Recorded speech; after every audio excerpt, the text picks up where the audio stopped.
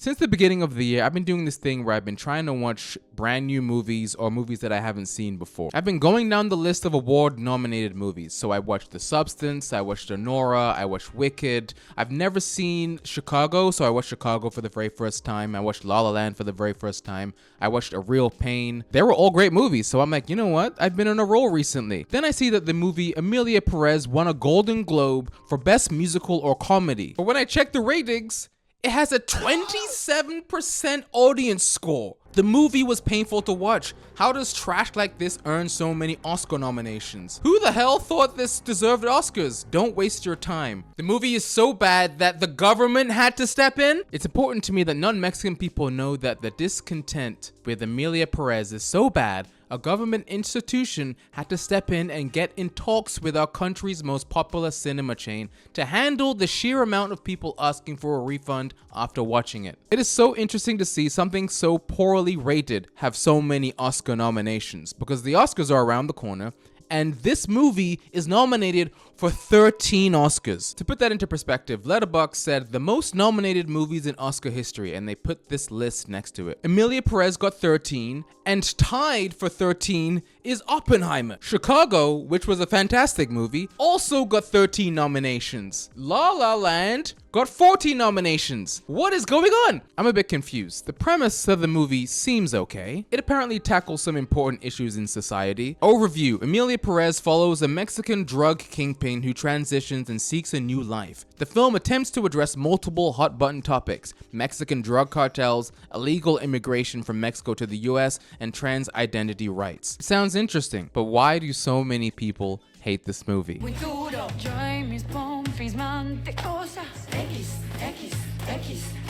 For years, Mexico has been the second most deadly place in the world for transgender women, a reality not reflected in the film. Somebody even commented on this Letterboxd post saying Emilia Perez should not be there. Emilia Perez does not deserve to be there. We have an imposter among us. Emilia Perez having the same amount of nominations as Fellowship of the Ring and Oppenheimer is a travesty and disgusting act by the Academy. Ooh, disgusting, offensive, the worst trash in cinema history. Everyone should apologize. After watching Wicked, Chicago, beautiful movies. I feel like I have a good baseline for what a good musical should be. Let's see where Emilia Perez falls under that category. And Selena Gomez, you're gonna have to watch this too, okay? Don't hide behind that hat. Netflix has no shame. They already put Oscar nominee right underneath here. Oh, 2 hours.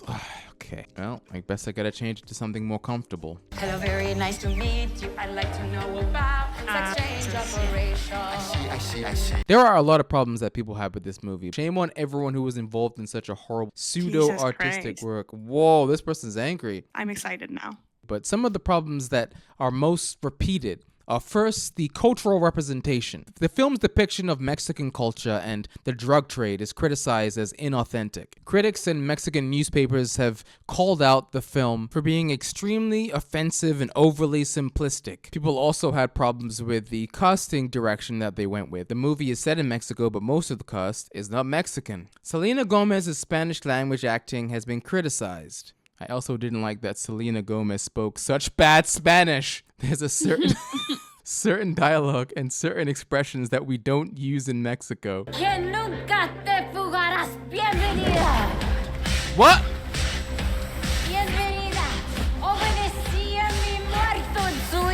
She was struggling to do 3 things there: sing, speak Spanish, and dance. And then there's a problem with the music. This movie is based on a 2018 novel, so it didn't have to be turned into a musical, but it was. I think it would have been fine without the singing.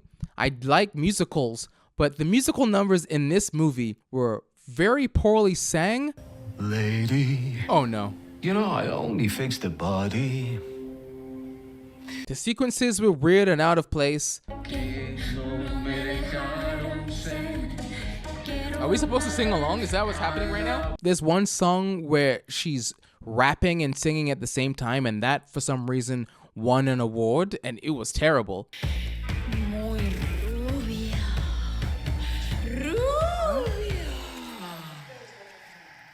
What the actual fuck? She likes blondes. And then there are all these other weird song numbers. Very nice to meet you. I'd like to know about sex exchange operation. I see. Men to woman, or woman to men. Man to woman. From penis to vagina.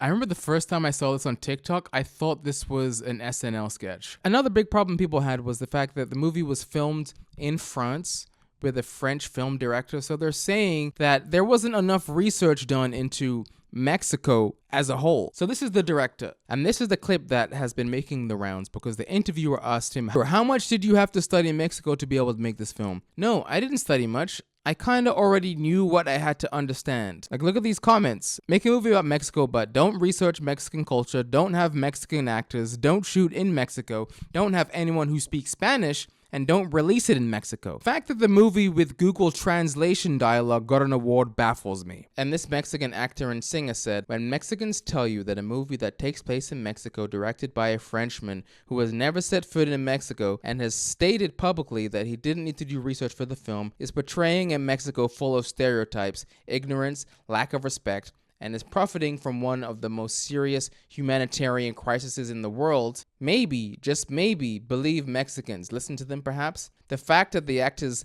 don't even speak Spanish is the least of the problematic issues.